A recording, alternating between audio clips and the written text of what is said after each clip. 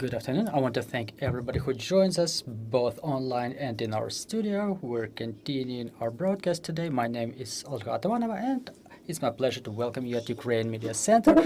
And our second event will be dedicated to the spring flooding in the rivers of Ukraine, the topic inherent in this period, and it's really important for us. So let me introduce our speakers. Joining us in our studio are Viktoriia Korniienko, Deputy Head of the Hydrological Forecast Department of Ukrainian Hydrometeorological Center, and also joining us is Olena Kosovets-Skavronska, Deputy Director of Hydrometeorology Central Geophysical Observatory. Good afternoon, ladies. Thank you for joining us in the studio. So the first question will be to you, Miss Viktoriia. What is the situation with the flooding in different regions of our country? How can it be evaluated? Good afternoon. First of all, I would like to mention that for the spring period, it's inherent to have such processes as spring flooding. However, in the year 2025, unfortunately, the situation is abnormally unfavorable for spring flooding in the rivers of Ukraine because of the short length of the winter period and factual absence of snow cover all over Ukraine. The snow cover was existing, but it was existing within short periods of time, and it didn't achieve significant thickness, so the accumulation of snow would not allow the rivers to be filled with water, which would be inherent in this spring period. Currently, our evaluation of the situation is such that in the end of February, we were observing certain precipitations, such as snow. So now we can observe the river flooding, the spring flooding in the eastern part of Ukraine, northeastern part, in the basins of the river of Desna and Seversky Donetsk, for example. No flooding was observed in other rivers in the south of Ukraine, as well as growth of the level of water in the rivers. It was mostly due to the rain precipitation.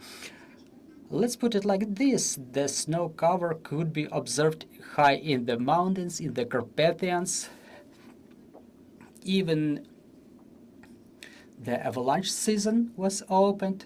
It's still open in the eastern part of the Carpathia region and in high altitudes of Ivano-Frankivsk region. So that snow that existed high in the mountains during the periods of warming, it was resulting in some flooding in Transcarpathia region. It was pretty intense over there. It was more intense as in other regions of Ukraine. And another one was observed just recently with the growth of level of water, with flooding in certain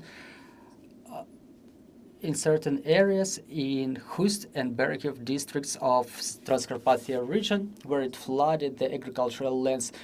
In the rest of the areas, the flooding was within the riverbeds without any negative consequences. Well, to the best of my understanding, even using my unprofessional eye, I can observe that the level of water in our rivers is way lower than we're used to for this period of the year.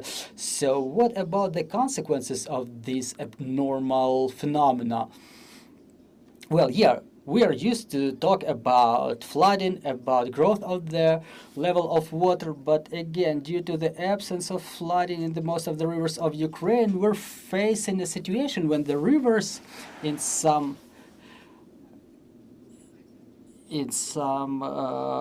areas have the level of water less than 20% of its climatic monthly standard, which may pose a threat of some consequences for some sectors of economy which are dependent on water resources.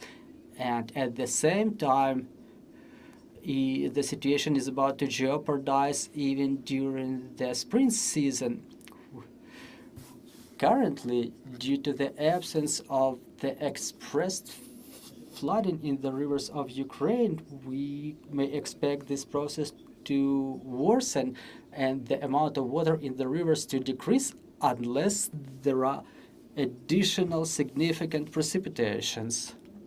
So currently the situation in the riverbeds will only be defined by the level of precipitations within the month to come. So are we expecting for such precipitations? Is it going to be of concern to our agrarians? So should they think that the year to come will be difficult? Well, we cannot make a long-term forecast. Our advice is to keep track of our notifications in our official pages. And in case the situation becomes worse, in case we can predict any negative consequences related to the water resources, we issue a notification for all of the government authorities of all levels.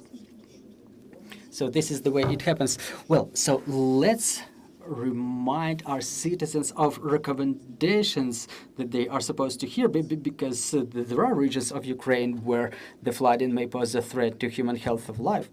Well, first of all, keep track of the warnings of the Hydrometeorological Center of Ukraine in our official web pages, and we're not entitled to provide any recommendations in terms of nature of activities. It's not our responsibility, but we may say that in case of a possible negative consequences, that information will be communicated to all of the local authorities that are taking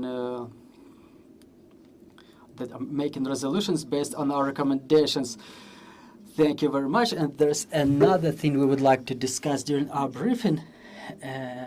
We would like to hear the comments of Hydrometeorological Center about the construction of the National Memorial Cemetery and its ecological and environmental consequences. We know that the situation is still developing, so we would like to hear from you about the assessment of its environmental impact. Good afternoon. I would like to mention that hydrometeorological organizations ensure the continuity of hydrometeorological observations, the observation of situation in the water bodies. Also, we issue notifications on threatening hydrometeorological phenomena such as droughts, such as floodings, and all of the matters of environmental impact there of burial, and they are not within the competence of State Emergency Service of Ukraine. However, when it comes to the level of pollution and other related things, Hydrometeorological Center can provide its assessment. However, the final opinion should be issued by other bodies. So any such opinion should be based on scientific observations and expert assessments, and currently there are no official confirmation of significant threat to the environment by this current project, and currently application of the most up-to-date technologies minimizes the impact on the environment, and also the modern technologies allow making the public aware of any developments just promptly. Also, it's important to discern objective approach from the subjective thoughts that may be expressed in manipulative ways. So our advice is to refer to the competent authorities and competent specialists. Currently, environmental monitoring in that district is exercised in the river of Stugna, 11 kilometers from Vasilkiv and 30 kilometers from Marhalivka on the river of Ornava. Currently, this monitoring exercised in those riverbeds, and there are no additional experiments made by additional auxiliary services. So, can we safely state that there is no negative impact on environment currently identified, or does it require any additional research? Well, it's not a question to hydrometeorological organizations. That's mostly the responsibility of State Agency on Water Resources, Ministry of Environment, and other services, but definitely not us. Thank you very much. Thank you for joining our broadcast. I would like also to thank our security and defense forces for this opportunity to meet here to discuss those important topics, so please stay tuned. We're currently building our schedule for tomorrow, and we would like to thank our defense forces, and glory to Ukraine. Glory to the heroes.